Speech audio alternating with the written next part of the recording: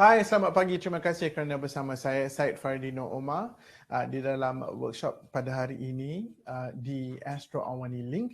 Sebelum kita meneruskan dengan event kita pada hari ini, izinkan saya untuk menjadi antara orang pertama untuk wish anda selamat Hari AIDS Sedunia. Hari ini ialah hari di mana kita mengetahui seberapa banyak yang boleh tentang HIV, tentang AIDS, apa saja soalan yang anda ada tentang HIV, AIDS dan juga semua benda yang berkaitan dengannya, kami ingin menjemput anda untuk tanyakan ke semua soalan-soalan itu kerana kita ada ahli-ahli panel yang boleh menjawab semua soalan-soalan anda insyaAllah, dan kalau boleh saya juga akan membantu untuk mendapat segala jawapan yang anda cari.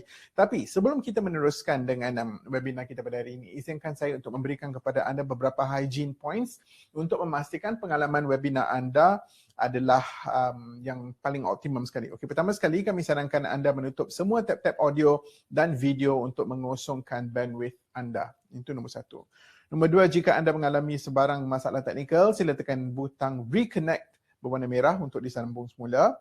Kemudian kami mungkin akan menjalankan undian semasa webinar berlangsung. Anda dijemput untuk mengambil bahagian melalui tab di skrin anda. Keempat, jika terdapat kegagalan teknikal yang serius membabitkan sebilangan besar peserta webinar pada hari ini, kami akan melakukan sistem reset dan anda akan dimasukkan ke dalam bilik webinar baru secara automatik. Kelima, seorang moderator bersedia untuk menjawab semua soalan anda di ruangan chat. Jika anda ada soalan yang ingin diajukan kepada speaker, pastikan anda menekan butang mark as question. Dan akhir sekali, kami ingin mendengar pendapat anda tentang pengalaman webinar pada hari ini. Jika anda berpuas hati, berikan kami rating 5 bintang dan selain itu, hantarkan komen anda melalui borang Contact Us di laman web rasmi. Okey.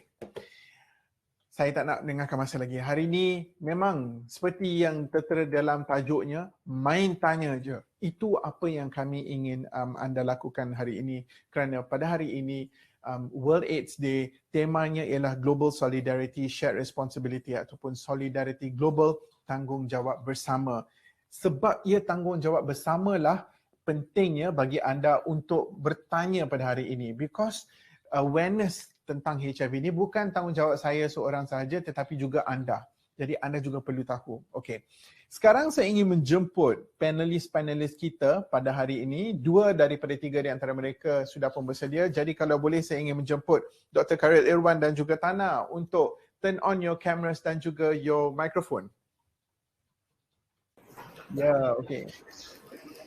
Hello Tana, hello Dr. Carol. Thank you so much for joining us. Hello, hi Dino. Hello, hi Dino. How are you? Very well, thank you. Okey. Izinkan saya perkenalkan mereka sedikit sebanyak dahulu. Okey, Dr. Khairul Anwar ialah Dr. HIV Connect, pakar penyakit berjangkit Hospital KL, dan beliau merupakan pakar penyakit berjangkit di Hospital KL yang menerima MBBS dari Universiti Malaya sebelum menerima MRCP dari Royal College of Physicians di UK pada tahun 2011 dan kemudian setahun selepas itu di the Royal College of Physicians and Surgeons di Glasgow di mana dia menerima MRCPS. Dr. Khairul, terima kasih pada hari ini join kami sebab hari ini pentingnya ada Dr. Khairul pada hari ini sebab dua benda. Satu, kita nak bercakap tentang HIV Connect di mana Dr. Khairul boleh ceritakan sedikit tentang apa yang boleh dilakukan oleh physician dan doktor-doktor di luar sana untuk memberikan informasi dan treatment betul. Tetapi juga ada orang yang mungkin dia rasa ada kemungkinan dia ada HIV ataupun dia dalam diam ada HIV dan dia segan nak pergi bertanya kepada doktor beberapa soalan yang ada. Jadi saya berharap mereka akan tampil untuk tanya soalan-soalan mereka pada hari ini dan saya harap doktor boleh jawab ya. Are you ready? InsyaAllah, boleh. Alright, dan kemudian Tana. Nah, Tana ni seorang yang sangat interesting bagi saya. Beliau merupakan seorang yang sekarang ini hidup dengan HIV or a person living with HIV dan beliau juga merupakan pegawai program nasional Malaysian AIDS Council. Okey, Tana berusia 32 tahun, merupakan seorang PLHIV yang telah berkahwin dan mempunyai 3 orang anak. Beliau kini bertugas sebagai pegawai program nasional di bawah Malaysian AIDS Council dan yang paling menarik dalam dia punya description di sini, beliau mempunyai sifat energetik terhadap sebarang masalah dan beliau juga begitu berpengalaman dan berpengetahuan dalam HIV dan AIDS dan STI, dan saya setuju sebab saya pernah bersema dengan Tana ni, dia punya bila dia bercerita saya duduk diam je, saya nak dengar. Best. Tana. Ya, ada apa-apa saya boleh bantu? Okay. Game plan dia macam ni. Dan seorang lagi yang bakal join kita sebentar lagi ialah Baktia Talha. Dia ialah pengerusi Malaysian Business Consortium on HIV AIDS atau MCBH dan Setiausaha Kehormat Malaysian AIDS Foundation. BT ni ialah seorang yang saya dah tahu lama. Dia memang sangat kuat advokasinya terhadap apa yang kita tahu tentang HIV dan AIDS. Tapi game plan dia ialah hari ini macam ni.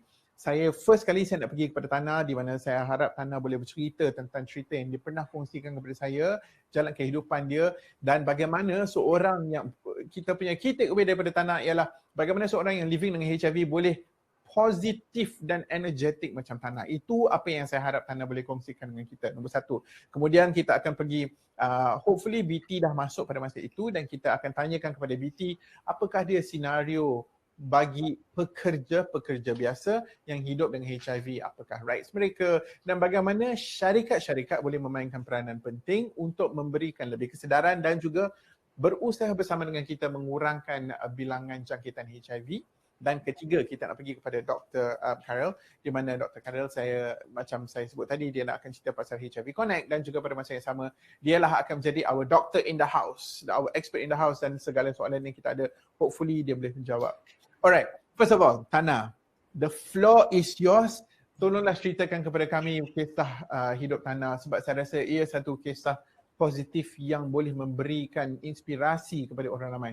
Over to you, Tana. Thank you very much.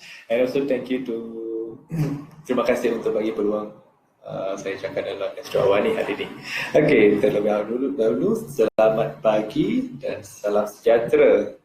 Also selamat Hari AIDS Sedunia kepada semua orang dan juga semua HIV di seluruh dunia. Harap semua sehat dan harus sehat. Okay, nama saya Tana. Nama penuh adalah Tana Silen Somanathan. Boleh can call me as Tana. And saya 32 tahun dan dah kahwin dan ada 3 anak. Which is I'm married with 3 kids. And Tana very simple. I'm very simple person. And also Tana from is a middle class family, daripada keluarga yang sederhana. And also in education wise, Tana is not very high educated. SPM and also sambung diploma in private college.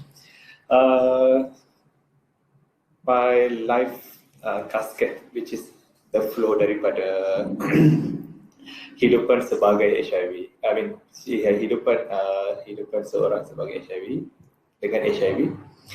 Pada tahun 2007, hujung 2006 dan 2007, early of 2007, saya selesai SPM.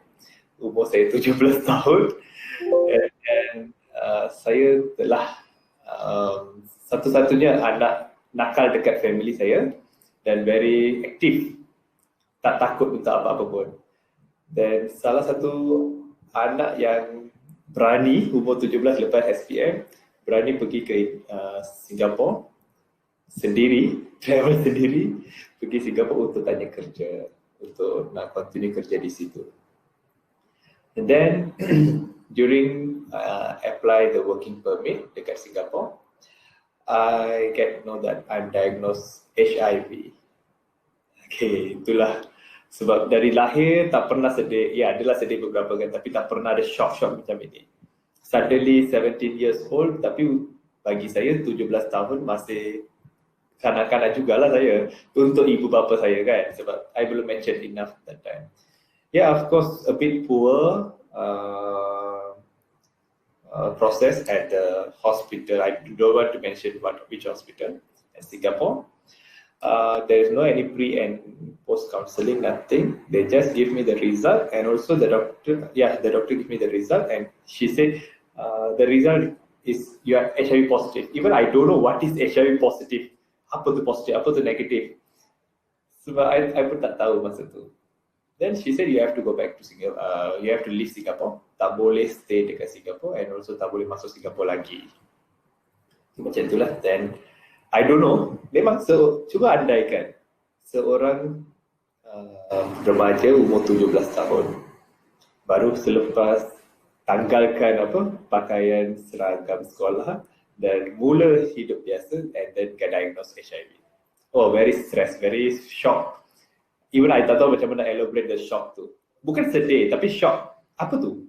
Mengapa orang cakap saya ada HIV? So, as I know, HIV boleh mati dan juga tak boleh hidup lama.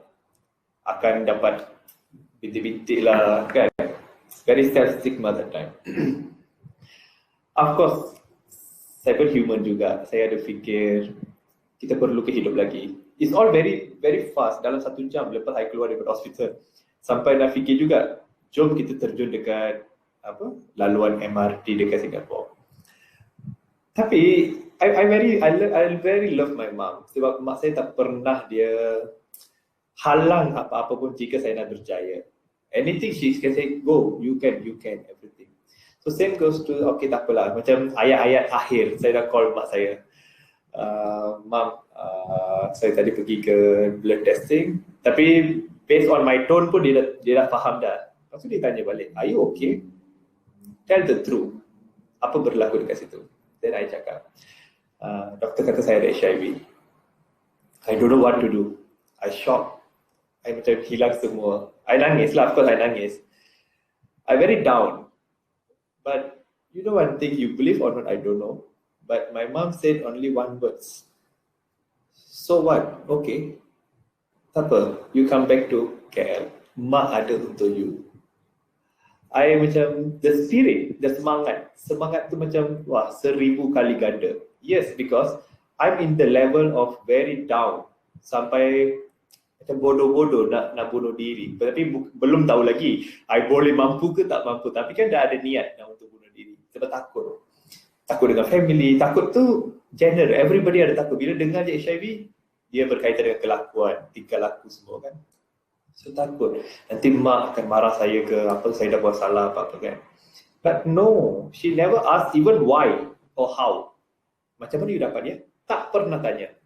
Tak, masa tu pun dia tak tanya tu. Oh okay, tak apa, you datang ke KL. Mak ada untuk you dan mak tunggu untuk you. So that words is like amazing for me lah. Satu perkataan ya. This is the very key words for me in my life. Hari ini saya jadi macam ini disebabkan oleh mak saya tak pernah tanya how you get HIV or why, mengapa you dapat HIV, dari apa, tak pernah tanya. Then I'm back to KL. You know one thing, the uneducated lady, she's just darjah 6 sahaja dia belajar. Tapi dalam 5 jam journey daripada Johor Bahru ke Kuala Lumpur, she already explore satu Malaysia. Saya anggap satu Malaysia lah, because why, you know, dia call sini, call sana, dia ada juga call MOH, dia tanya macam-macam pasal HIV, dan also dia boleh pergi ke pusat darah negara sebab I'm a blood donor. Previously I'm blood donor. So dia pergi ke pusat darah negara, dia tanya. Then only she get know that my last blood donate was rejected. Okay, masa tu dia memang ada react very sedih, and also dia nangis depan doktor dekat pusat darah negara. Tapi I tak tahulah sebab I still on the journey. I on the way daripada Johor ke Kuala Lumpur. Tapi walaupun ada, yes of course some drama happen at pusat darah negara, dia bising, dia gaduh, dia kata tak mungkin anak saya ada macam ini semua. And back to back, I dah sampai Kuala Lumpur. She pick up me at Pudu Raya. Dia tak tunjuk apa-apa pun. She's very clear, very clear. Dia macam muka happy sahaja. Dan saya pula nangis. Saya pula peluk dia, saya nangis. Because nangis bukan sebab sedih. Nangis sebab happy. Wah, mak saya tak marah pun saya. Which is dia bagi satu peluang untuk saya untuk meneruskan hidupan saya. And that is my starting point. Yes, I born in 88, but I reborn on 2007. Because of she give me the opportunity. After that, yeah, we are as normal process. I pun pergi ke Hospital Sungai Buloh, refer by Pusat Darah Negara. Hospital Sungai Buloh. Of course, on 2008 and 7, the medication procedure, our CD4, maksudnya kita punya immune system harus kena reach ke 300, iaitu before AIDS, and then only they start the medication. But luckily, and also because of my energy and because also my family support, saya punya environment, saya very strong enough. I believe sebab doktor dekat Sungai Buloh dia bagi tahu satu perkataan yang penting. Dia kata HIV tak ada apa pun. Yang paling penting semangat, sebab our immune system is related to our mental health. So jika kita stres, kita sedih, kita downkan diri sendiri kita, of course immune system pun akan tak beberapa kuat.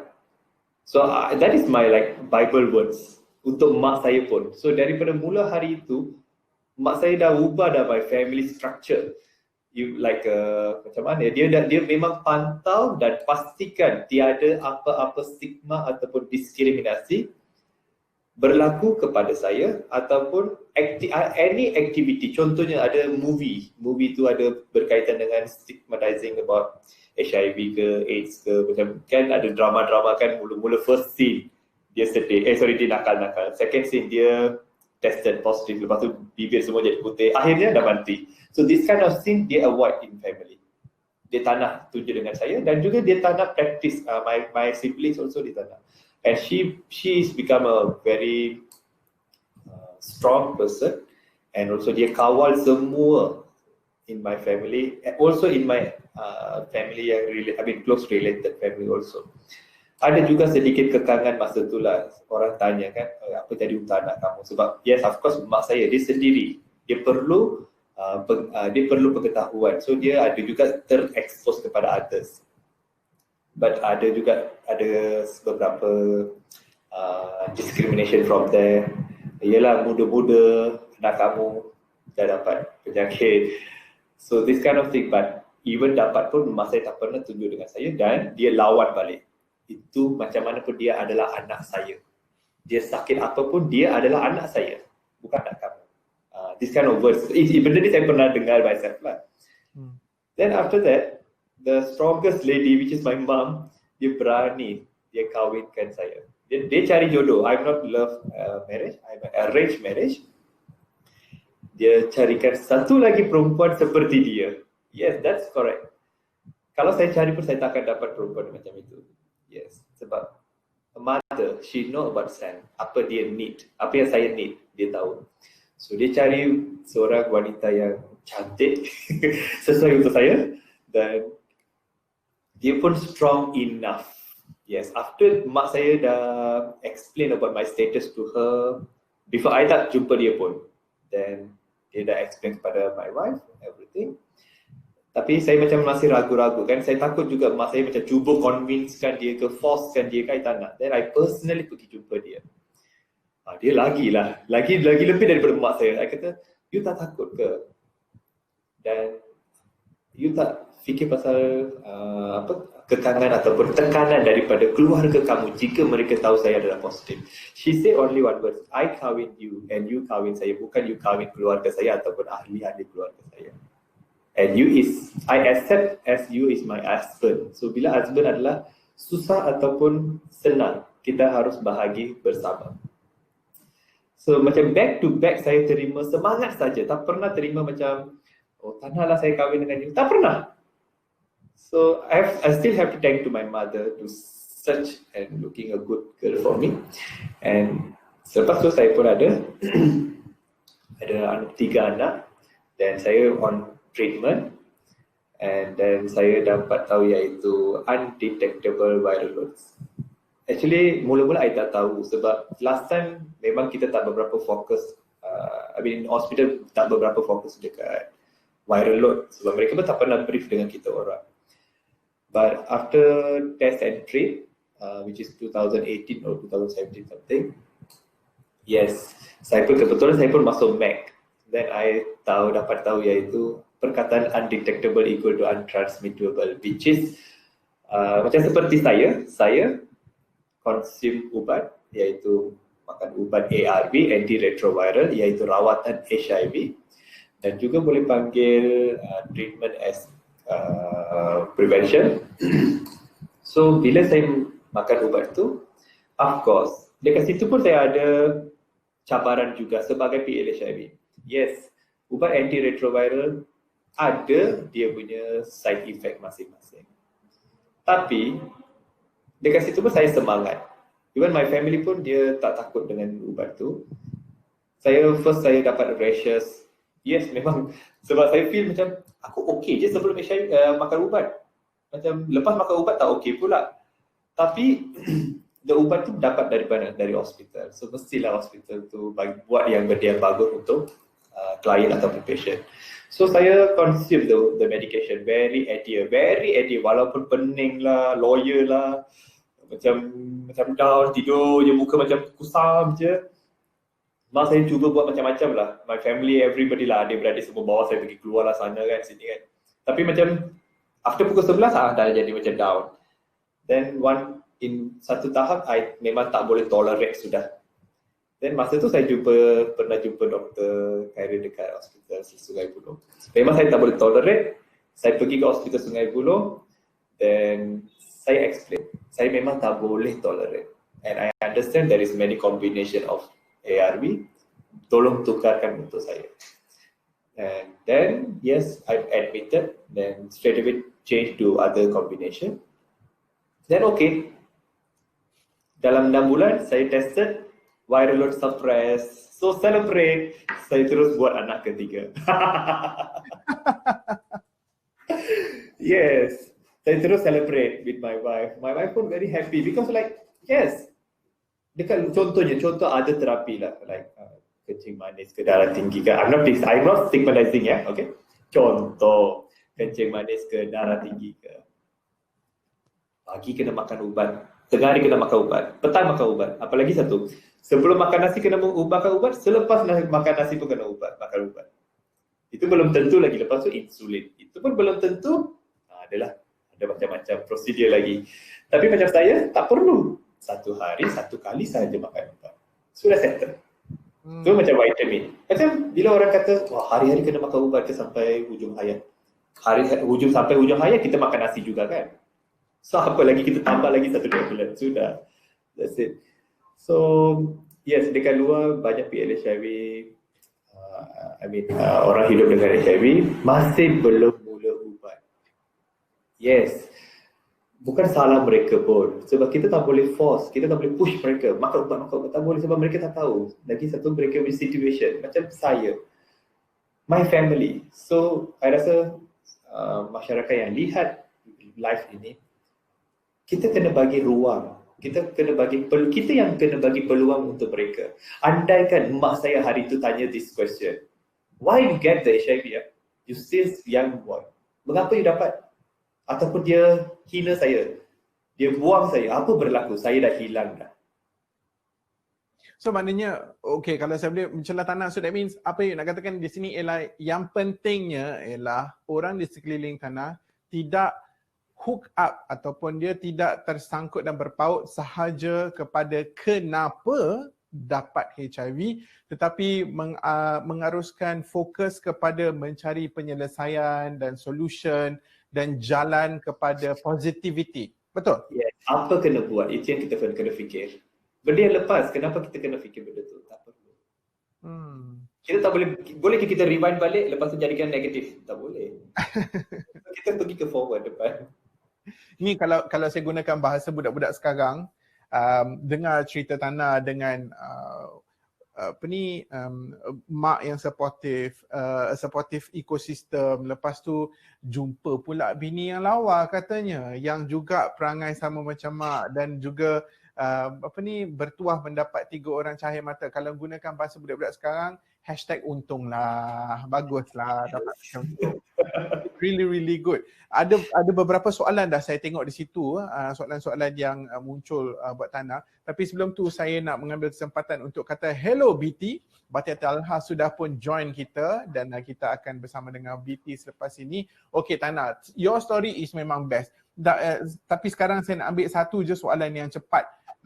Dekat bawah tadi, if you can just scroll up for me a little bit. Ada Ashraf tanya di situ, after diagnosed, how long it took before you share your status with your friends? Saya rasa yang penting di sini sebelum Tana jawab ialah jangan rasa pressured to reveal your status. Itu ialah informasi that is your prerogative. Betul tak Tana?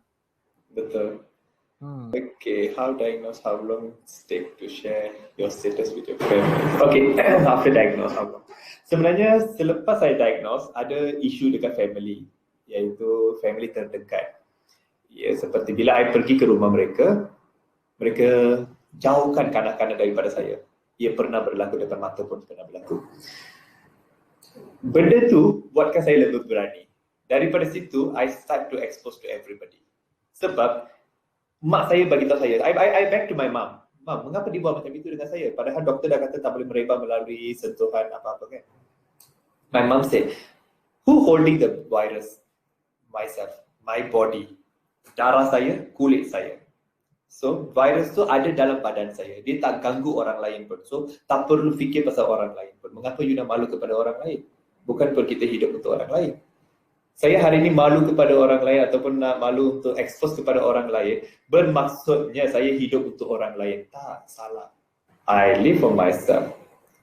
Berjaya ini disebabkan oleh positive people surrounding myself. So, I immediately lah, I diagnose, when I back to home, within 1 year, I dah start to explain. Even, I pergi cari jumpa kawan dekat mana-mana pun, I terus terang bagi tahu, I ada HIV, apa salahnya?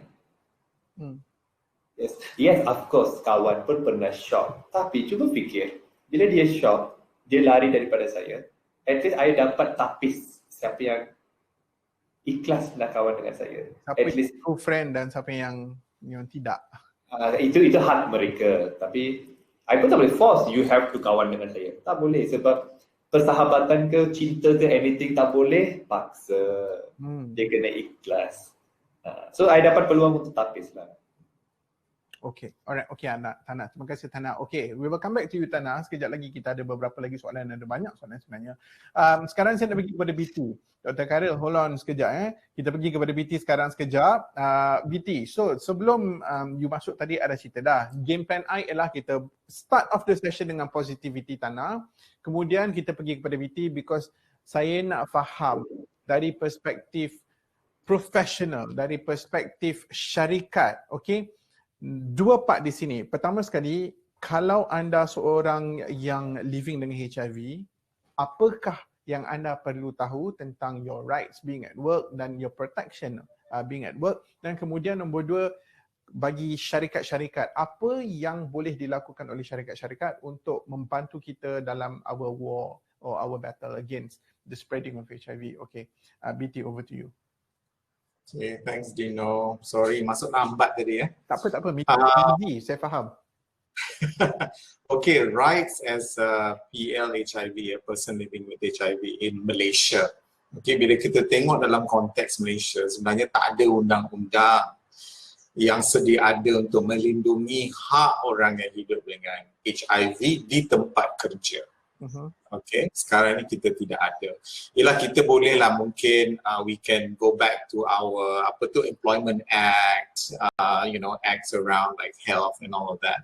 But as far as we know, okay, there are no specific laws that protect the rights of Malaysians living with HIV at the workplace. Sebab itu apa yang kita nampak sekarang, memang ada kes-kes orang yang hidup dengan HIV positif kan, bila company dapat tahu, they asked to leave, okay, or they're fired, or they are macam kata pressured to leave, macam-macam lah, okay. And then kita nampak juga ada diskriminasi di tempat kerja, ataupun dia punya rekod kesihatan, dia punya status HIV orang kata dibocorkan.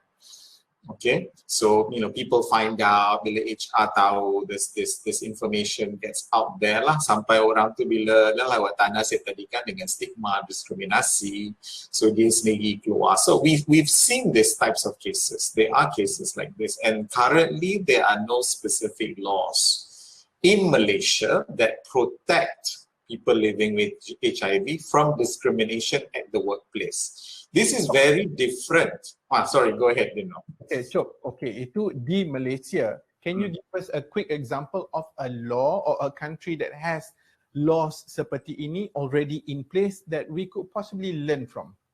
Tak payah pergi jauh. Kita pergi dekat Filipina je lah. Okay? Tak payah pergi jauh. I know kita selalu tengok US lah, Europe. Okay, those countries, I think Western countries normally have very tight laws protecting the rights lah.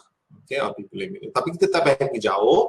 Kita tengok Philippines. Okay, Philippines, I think recently, when I say recently, maybe just 2 or 3 years back, already enacted a legislation protecting the rights of Filipinos living with HIV at the workplace. Okay, so I think what they did was they benchmarked good practices from the International Labour Organization, UNAIDS, and some other countries as well. So ini termasuklah orang kata on testing, for example. Like what Tana said, when you have HIV, tak ada kena mengena dengan your ability to work. So why are you testing people for HIV to start with? Okay, so the laws then in Philippines, for example, say no testing. You do not test people for HIV. That's one. Okay, so lebih kurang macam don't ask, don't tell lah. Okay, but in this case, because it has no bearing on your capacity to perform at work, why should it even be tested in the first place? So that's one, right? And then the law goes further into protecting the, as you say, the confidentiality. Okay, so if the company does know that you're HIV, how does the company keep that record confidential? Okay, stuff like that. And then it goes on to education. Go ahead. Banyak question dia. Ya.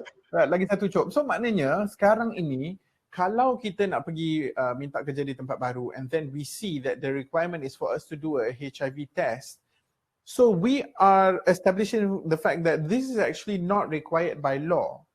So as a potential employee, I can turn around and say, I will do a health medical checkup for you, but I do not feel that it is necessary for us to have a HIV test. Can a person say that to a potential employer? Okay, so the law in Malaysia doesn't say you have to or you don't have to run an HIV test on a prospective employee. Okay, you nak minta kerja kan. So a lot of the tests done, lah bila kita minta kerja, kita dah dapat and then they ask you to do a medical checkup. Betul tak kan? And a lot of times this is linked to the insurance because insurance yang nak run this test. So they check for your your status lah, you pernah ada ni ke, pre-existing conditions, what they call it kan. I think Dr. Hari probably knows more about all these things lah. Okay, so usually as part of this medical checkup is an HIV test that's run. Okay, whether that is disclosed on the employer or not, I think that that depends. That varies between company to company.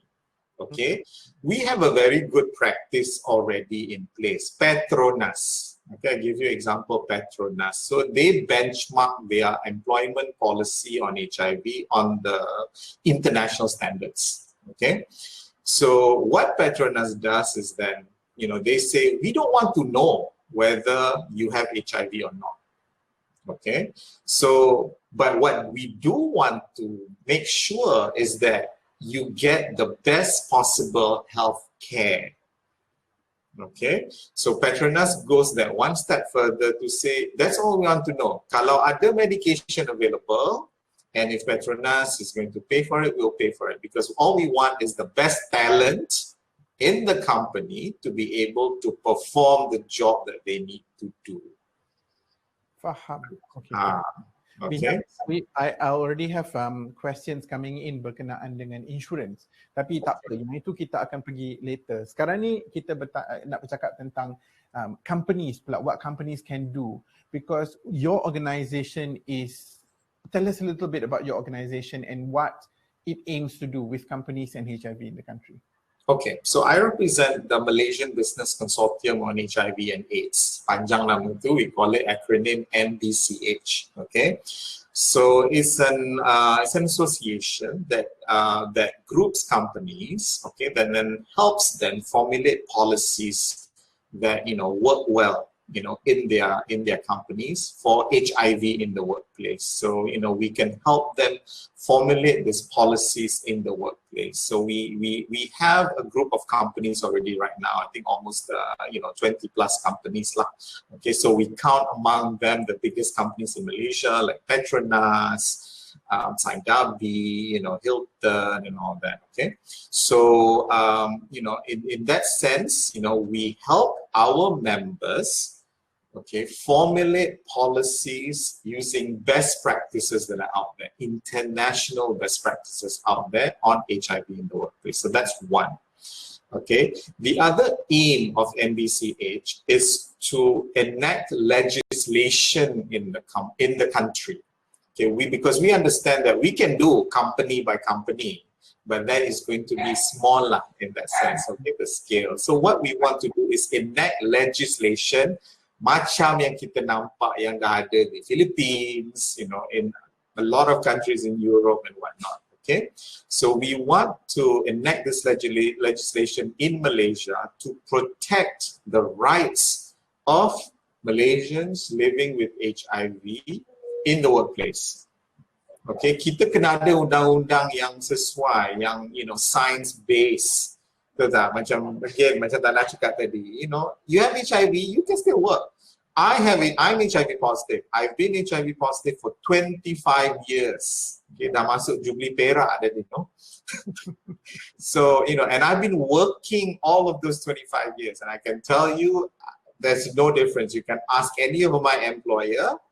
I don't take more MC days or whatever. So I think it's, science has proven that with the right medication, the right treatment, Malaysians living with HIV can function just like any other healthy Malaysian, right? So we need our laws to reflect that reality. At the moment, our laws don't have that protection in place. Okay, so we need to do it. So one of the aims of NBCH is to have this legislation in place. So inshallah, I think we are aiming to get that done. It's not easy, as you can imagine, having a new undang-undang in place and all that, right? It takes time, but we have a lot of support among policymakers, parliamentarians and all that. So hopefully we can push this through lah. Hopefully in the next 1 or 2 years we can get that done. Okay. Alright, so kita dah dengar daripada Tana dan bagaimana Tana kata, saya ni tak ada apa. Apa ayat yang digunakan oleh doktor tadi, sebenarnya HIV ni tak ada apa sangat pun. Itu apa yang dikatakan oleh Tana. Dalam beberapa minggu yang lalu, saya ada buat satu video ataupun shooting untuk membuat satu video bersama dengan persons living with HIV, dan saya berjumpa dengan seorang kakak ni dan dia dalam in her own words dia kata sebenarnya HIV orang lain COVID tak boleh keluar, kita boleh je keluar. Itu mungkin antara benda yang kita tak fikir, it's not crystal clear in front of her. Lepas tu Bakhtiar pula tadi kata dia tidak ada sebarang possibility untuk transmit HIV itu di tempat kerja. Jadi kenapa ada lagi syarikat-syarikat yang masih memerlukan anda untuk declare your HIV status contohnya. Okay, so kalau kita berikan semua ini, we take all this into consideration. Saya nak run satu poll sekarang ni. Jadi saya minta Amy untuk sediakan poll itu sekarang. Saya nak dengar daripada anda. Okay, bila kita dah dengar semua kisah-kisah ni dan kita dah tahu sekarang ni sedikit sebanyak tentang kisah daripada Tana dan BT, adakah anda kenal seorang yang hidup dengan HIV? Itu yang saya nak tahu sekarang ini. Okay, so for now just go to that. Kemudian sekarang kita nak pergi kepada Dr. Khairil. Dr. Khairil, kita nak bertanyakan kepada dia what is latest in the world of HIV treatment and prevention. Dan baru-baru ni kita ada berjumpa dengan Prof. Adiba Kamaruzzaman who is going to be on Consider This di Astro AWANI malam ini. Tapi sebelum tu kita dah tapau dia dulu dan kita dah tanyakan dia tentang satu development terbaru bagi PrEP ataupun pre-exposure prophylaxis. Apparently ataupun rupa-rupanya pengumuman PrEP baru ini dibuat pada hari yang sama Pfizer mengeluarkan pengumuman kata COVID dah ada vaksin. Jadi kisah tentang PrEP ni dikebawahkan sedikit, tapi ini adalah satu benda yang sangat menarik. Jadi ini video yang telah pun kami record dengan Prof Adiba, dan selepas ini Dr. Khairil, please comment on this and tell us what you think and what you know about this technology and also everything else going forward.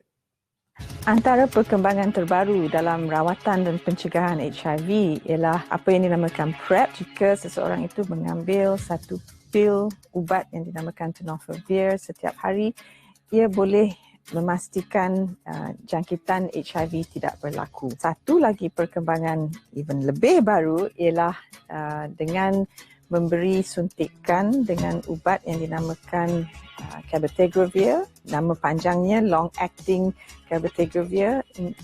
Injection ini atau suntikan ini diberikan sebanyak 6 kali setahun di dalam satu penyelidikan yang baru saja tamat, di mana 4,000, lebih daripada 4,000 wanita diberikan suntikan ini. Ia juga menunjukkan jangkitan HIV dapat dicegah. Perkembangan saintifik yang amat menarik, walaupun HIV belum ada vaksin, tetapi dengan suntikan ini hanya 6 kali setahun, ia boleh mencegah HIV dengan amat berkesan. So menariknya di sini ialah, ini ialah PrEP terbaru. So let's bring Dr. Khairil up on the main screen sebab it's your time to have a say on this. PrEP, sesuatu yang mungkin orang yang tidak ada ilmu tentang HIV tidak tahu, iaitu there are things that you can do untuk mengurangkan risiko anda daripada dijangkiti ataupun menjangkiti orang lain dengan HIV. Bukan sahaja benda mudah seperti kondom, tetapi ada benda yang lebih advance lagi, dan PrEP yang diumumkan oleh ataupun yang diceritakan oleh Prof Adiba tadi is salah satu daripadanya. Tell us a little bit about it, Dr. Khairil. Why is this an important discovery? Right, okay. Terima kasih, Dino. Well, first of all, I think when we talk about HIV prevention, there banyak, it's what we call multi-pronged approach lah, ya.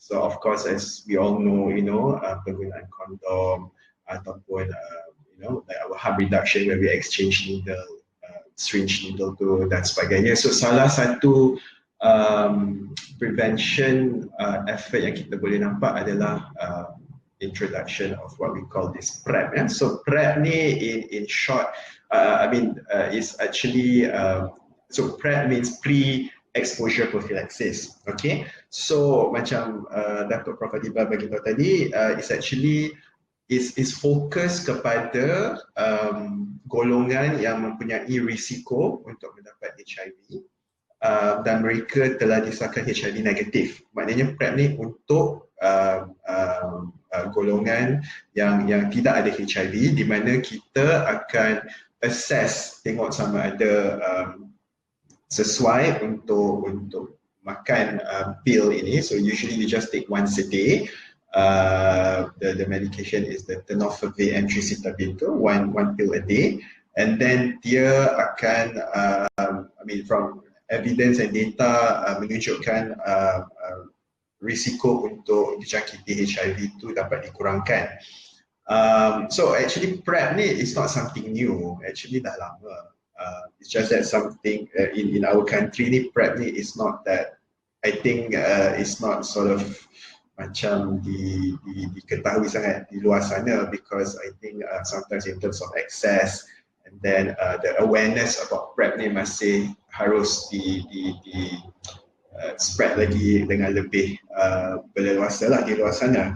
So I would take this opportunity juga to mention about this program called HIV Connect. Yeah, so I think so HIV Connect ni is basically initiative daripada Persatuan Perubatan HIV Malaysia (MASHM) in collaboration dengan Malaysian AIDS Foundation and Malaysian AIDS Council, where we create we call self-paced online course since September 2018, di mana kita punya aim adalah untuk create awareness dan juga memberi updated knowledge especially to our primary care doctors lah, terutamanya kepada GPs, pengamal perubatan klinik swasta di luar sana, so that we want to tell them and educate them about considering giving treatment options untuk pesakit HIV di GP, because as you know, this can also create opportunity for people living with HIV di luar sana yang mungkin lebih prefer untuk datang ke GP untuk follow up dan rawatan berbanding kalau dia pergi ke government clinic ataupun hospital lah. Okay, so setelah dengan soalan, so maknanya current practice ialah kalau anda dah didiagnose dengan HIV, anda kena pergi ke government clinic ataupun a specific clinic untuk mendapatkan treatment. Dan apa yang HIV Connect cuba lakukan di sini ialah untuk spread this out supaya ada banyak lagi tempat untuk mereka pergi untuk mendapatkan treatment dan juga informasi ini. Exactly. And then apart from memberi updated knowledge in terms of HIV treatment and care, this is how we actually try to incorporate the idea of GPs untuk roll out treatment untuk PrEP sebagainya, because I know sometimes it's easier untuk orang di luar sana untuk pergi ke primary care, ke GP dan sebagainya untuk menerima rawatan.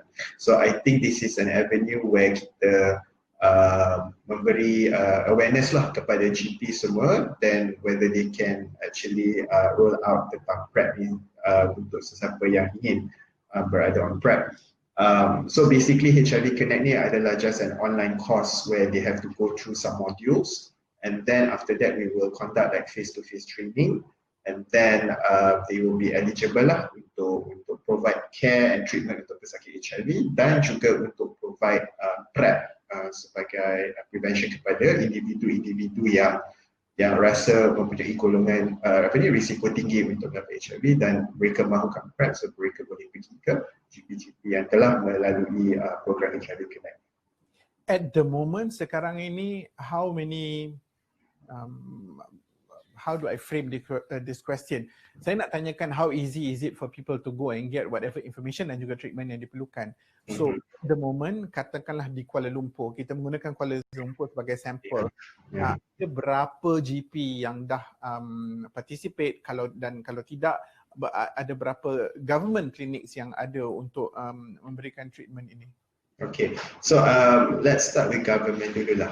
I think ada beberapa klinik-klinik kesihatan di luar sana yang dikategorikan sebagai what we call STI friendly clinic, di mana some of the clinics memberikan perkhidmatan untuk PrEP yang boleh saya fikir di KL seperti klinik kesihatan Kuala Lumpur, KKKL, klinik kesihatan Ceras, di mana pakar-pakar FMS di sana, family medicine specialist, ada offer untuk PrEP, di mana selalunya kita akan counsel dan kita akan assess sama ada diorang sesuai untuk berada on PrEP, dan kita akan prescribe dan untuk datang follow up untuk PrEP. Those yang telah melalui program HIV Connect, kita ada about I think almost 200 plus yang actually went through, and then those clinics yang betul-betul boleh offer untuk PrEP service ni, we have this link what we call My PrEP Locator. So kalau you Google this, and then they will actually list down senarai klinik-klinik di not just in KL Klang Valley, tapi mostly concentrated there, tapi di negeri lain juga yang ada offer services for PrEP, di mana then golongan di luar sana boleh datang untuk access for PrEP di GPs tersebut. Faham. Okay, alright. Thank you Dr. Karel. Okay, now kita ada dalam 10-11 minit lagi before we end this thing. So right now, apa kata kita power through soalan-soalan yang telah pun dihantar kepada saya ni. Ada banyak yang telah pun dihantar oleh orang-orang dan ada soalan untuk semua orang dalam ni. Pertama sekali saya nak pergi dengan soalan daripada Azman E. Bagaimana bagi PLHIV untuk pinta kerja di government sector? So I guess this goes back to apa yang dibincang oleh Pak Kia tadi. Companies ada minta medical check-up ni. Di government sector pula bagaimana? What do we know about this? So, soalan saya Dino, saya tak pernah kerja di government sector tapi saya rasa sama lah kot, mesti dia punya proses tu sama. So I think like I said tadi lah, for now memang tak ada apa-apa undang-undang yang protect kita punya rights of persons living with HIV. Tapi boleh aja minta kerja, and we actually know of Malaysians with HIV working in the government sector. So saya rasa di situ tak ada halangan kan. Cuma mungkin ada juga kes-kes diskriminasi, saya rasa masih wujud mungkin di setengah-setengah jabatan atau kementerian lah. Okay, so kes-kes tu kita tahu. Actually satu yang menarik Dino ialah masa saya berbincang dengan Menteri Kesihatan, mantan Menteri Kesihatan dulu, dia sendiri berkata kalau kita nak buat undang-undang untuk melindungi hak-hak mereka yang hidup dengan HIV, we should actually start with the government sector. The government should take the lead in saying we don't care whether you have HIV or not. Okay, that's what he said. Okay, and I totally agree. I think the government should lead by example. Kan? Tapi itulah, I think sementara kita nak tunggu undang-undang ni digubalkan, I think that's what we put for. Corporates dulu daripada nak menggubal. Itulah, sekarang what we have is corporates dulu. So we are very lucky, we have companies like, Petronas, kan, like very big JLC, as you can imagine, to take the lead. So hopefully we can influence the others to do the same. Okay, alright. Soalan seterusnya, ada compound question di sini dan kedua-dua soalan ini ialah untuk Tana. Yang pertama sekali daripada Izara, dia tanya macam mana you terangkan dan jelas pada pasangan you tentang status. I guess bagi example Tana, dia tak payahlah nak terangkan sangat sebab saya rasa mak dia dah terangkan untuk dia. Tapi bagaimanapun masih kena ada komunikasi itu. Dan soalan kedua susulannya kepada itu ialah daripada Pun Chan Hong. Dia tanya, Tana, any effect for your kids? Okay, kalau boleh Tana jawab kedua-dua soalan ini. Microphone off Tana. You're on mute right now. Yes. Oh, masih belum lagi? Alright, hello. Okay, first of all, saya, of course mak saya yang jumpa dia dulu explain my status to her, but however, I still ada responsibility sebagai suami. Saya kena inform my wife. Iaitu sebab kahwin tu bukan 1, 2, 3 hari punya isu. Dia bertahun-tahun dia kena hidup dengan saya. Apalagi saya seorang PLHIV. Saya ada explain kepada dia step by step. At the same time, apa yang doktor bagi tahu dengan saya just apa yang dia bagi saya channel kepada dia. Iaitu saya jika start treatment, saya akan jadi seorang undetectable person. So which is I tak boleh transmittable kepada siapa-siapa pun, tidak semestinya bini sahaja. Siapa-siapa pun melalui sexual contact, I tak boleh transmitted. So bila saya tak boleh transmittable kepada you, kepada bini saya, maka anak saya pun bebas. Tapi of course, dia macam mana ya, setiap wanita dia berbeza-beza. Macam dia tak peduli sangat. Sebab she very strong on the emotional and mentally on that part. Dia dah, mungkin saya handsome sangat kot. Dia dah macam, okay, macam nak kahwin dengan you, settle. Macam tu dah. So dia tak macam fikir sangat. Macam saya je bazir masa saya explain kepada dia benda-benda ni semua, dan dia macam as a protocol dia dengar je lah. Dengar, oh okay, alright. Ada apa-apa lagi, dia tanya lagi dengan saya macam tu. So tapi kita tak boleh terus terang kepada mana-mana wanita. Bukan sebuah wanita pun sama seperti bini saya, itu saya faham. Okay. Tapi suami ataupun bukan suami lah, seorang PLHIV, jika dia nak kahwin, dia kena explain, bukan inform saja saya ada HIV, mestilah dia takut. Okay, explain. Okay, saya ada HIV tapi saya on treatment. Saya adalah hidup macam biasa dan hidup lebih sehat daripada orang biasa. Example myself, I tak pernah pun masuk ward pasal HIV related infection tu or whatever, tak pernah. Tak laku dah saya, HIV saya tak laku dah. Padahal saya pernah masuk sebab demam biasa, benda-benda yang biasa macam tu. So bila kita explain kepada mereka, kita fahamkan mereka, kita bukan force, kita explain. So explain pun dia macam awareness lah, kita bagi awareness untuk dia. So bila dia setuju, okay, boleh, tak ada masalah. So kepada soalan yang kedua adalah, yes, itu adalah saya sebagai testimoni ya. Okay. Ya, betul, you equals to you. Berapa orang yang tahu? Okay, ini saya soalan kepada masyarakat. berapa orang tahu pasal U equals to U? Iaitu undetectable viral load equal to untransmittable. Bahasa Melayu. Kita buat poll satu sekarang ya. Adakah anda tahu undetectable equals untransmittable? Yes, apa itu? Apa kesan dia? Apa dapat? Itu adalah bagi saya, itu adalah satu certificate for me. Which is within 6 months on treatment, I dapat tahu dah I'm an undetectable person. So which is I untransmittable person. So apa lagi nak? Itu yang kita risau selalu kan.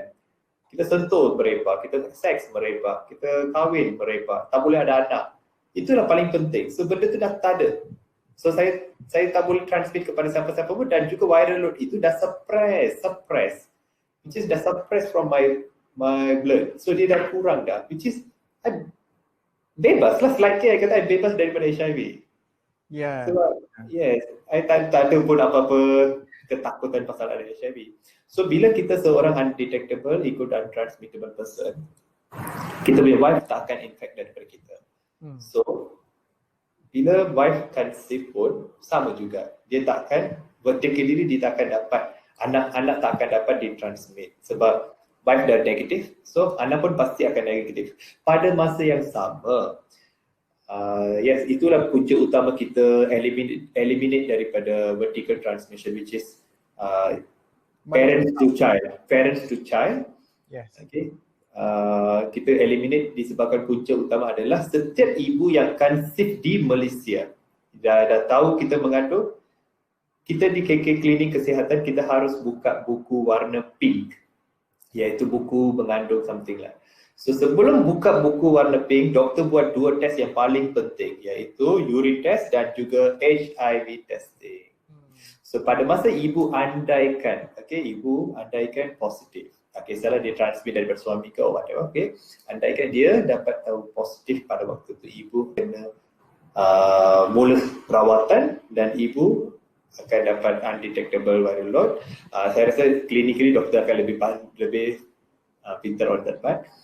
So ibu akan undetectable, so anak akan bebas. So the same things, but my thing, saya dah bebas, maksudnya saya dah suppress. So viral load suppress, I'm undetectable. So I tak boleh transmit kepada my wife. So my wife is negative.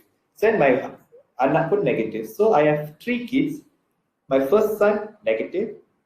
My second kid daughter is negative. My third daughter also negative, which is I'm positive, my wife negative, my children's all negative. Yeah. So Tana dah sampai ke level U equals U, iaitu undetectable equals untransmittable.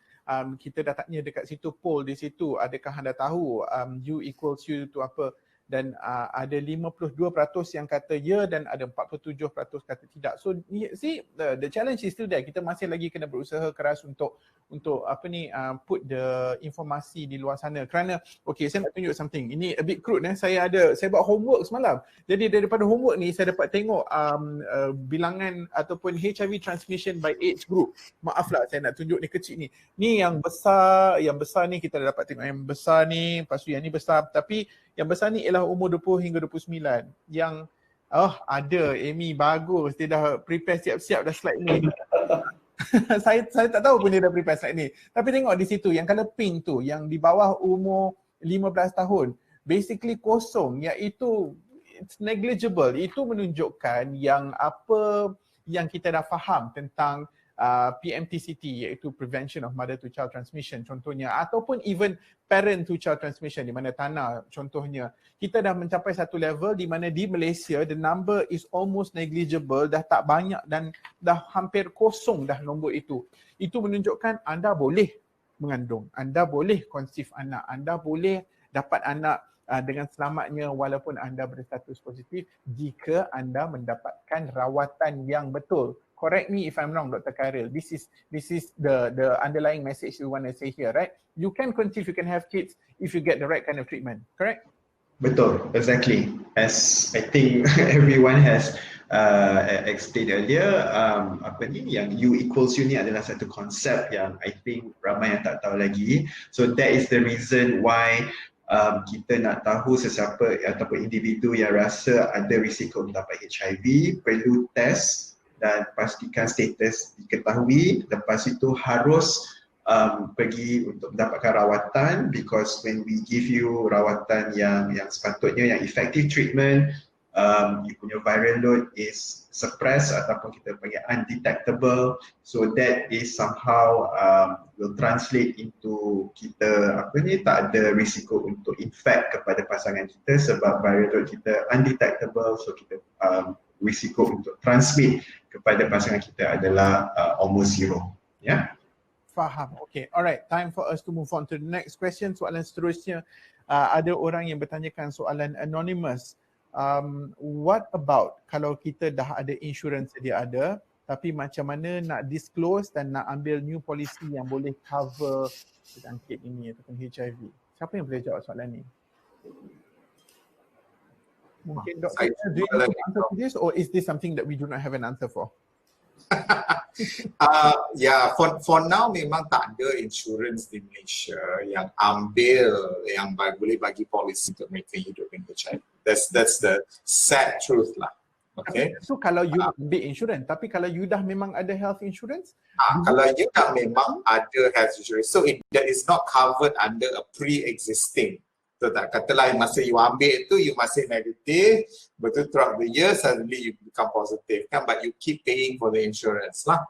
Okay, so in that sense I think the insurance is still valid kan, cuma that's the thing, insurance kalau you baca dia punya fine print, dia tak cover any illnesses related to HIV. Okay. So that's the part, and that's also one part that MBCH is working towards. We have had discussions with LIAM, all the insurance organizations kan. Sebab kita tengok negara lain, diorang cover. So the same companies yang operate di negara lain cover, tapi di Malaysia diorang tak cover. So it's something that we are working with the help of ILO, LIAM, so hopefully we can get a breakthrough lah to have insurance companies in Malaysia to cover people living with HIV. So despite their status. Faham. Okay. All right. Thank you for that. I think that's a very valid question. Yang peliknya apabila saya bercakap dengan orang-orang kenalan saya, diorang ada dua soalan yang diorang selalu tanya. Satu tentang insurans, satu lagi tentang nak buat PRP. Kalau nak buat PRP facial treatment kan dia gunakan darah pada muka sendiri, boleh tak buat? Maybe that one you can PM me later the answer. Demi kecantikan jawapannya. Okay, kita ada Abdullah Ghani yang tanya beberapa soalan, tapi saya nak pick satu soalan daripadanya, iaitu adakah orang yang hidup dengan HIV dikategorikan sebagai kumpulan berisiko jangkitan COVID-19? Right. I think soalan tu I boleh komen sikit lah. I think at the moment there is no exclusive data ataupun evidence yang menyatakan somebody yang ada HIV positif lebih risiko mendapat COVID. It's just that it boils down to your immune system balik lah. Kalau seseorang yang ada HIV positif dan makan ubat antiretroviral, viral load suppressor itu, so of course immune system dia bagus, so risiko just not COVID tapi apa-apa jenis penyakit pun risiko tu untuk dapatnya adalah kurang lah. Tapi to answer your question tu, saya takkan kata risiko dia lebih kalau you ada HIV atau tidak. So it all depends to macam mana, sama ada kita punya physical distancing, kita follow SOP semua itu. So risiko tu kalau kita tak follow SOP betul tu, of course risiko tu lebih tinggi lah dapat COVID regardless your HIV status. Faham. Okay, kita nak extend lah kita punya session ni just another 3 to 5 minutes lagi sebab ada beberapa lagi soalan. Okay, so seterusnya soalan daripada Arif. Selain HIV, some people living with HIV juga didiagnosed with mental health issues. Ada PL-HIV yang mengalami anxiety, stress and depression, dan ada yang mengalami long terms of regret. Apakah khidmat bantuan yang boleh diberikan untuk mereka menangani isu mereka supaya tidak terkesan pada rawatan mereka? Sebab it goes back to apa yang dikatakan tadi. I can't remember who, somebody said it just now. If you're stressed, you're not doing yourself a favor in the way your body is reacting to your treatment. So yeah, apa yang boleh diberikan bantuan kepada mereka ni? Mungkin BT, you have experience, you want to answer this? Dan juga Tana selepas ini, you can comment also. Okay. I mean, mental health definitely is probably more prevalent among those living with HIV lah. I think that's what we heard today kan. Stigma, diskriminasi, pandangan masyarakat, itu semua memang contribute to mental health punya issues lah. And you know, but sadly, I think it's also not something that maybe the HIV community, the NGOs are well equipped with at this point in time.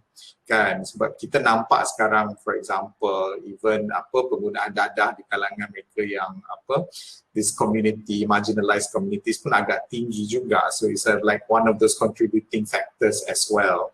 So I think my answer would be, look, there are NGOs that deal with, you know, HIV, with communities and all that. You need to reach out to them.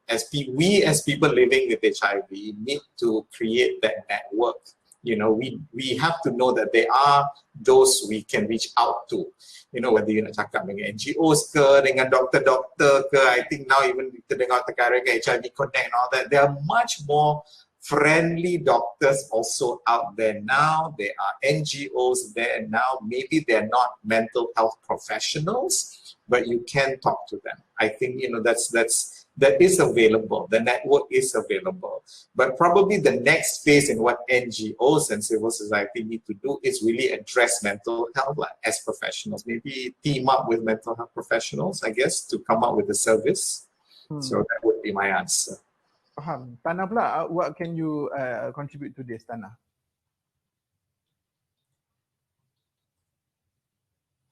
Tana, your microphone off.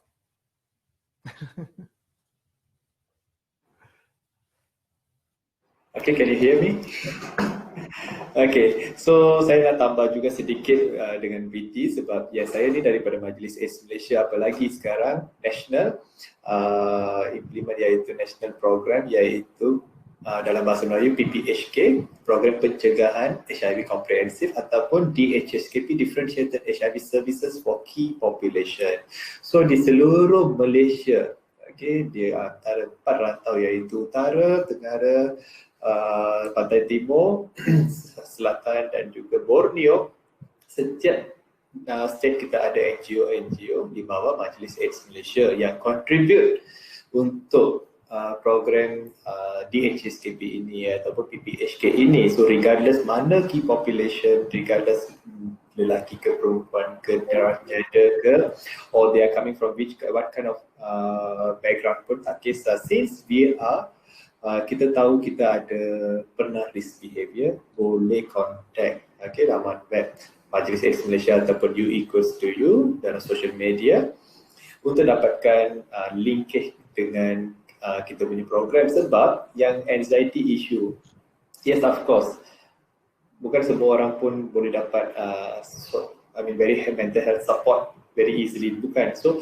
jika kita tak pasti, contohnya kita dah tahu kita ni diagnose positif, okay fine. Mungkin jika kita tidak pasti, jangan tanya sembarangan dengan semua orang pun. Because why? We need the correct information. Example, YouTube.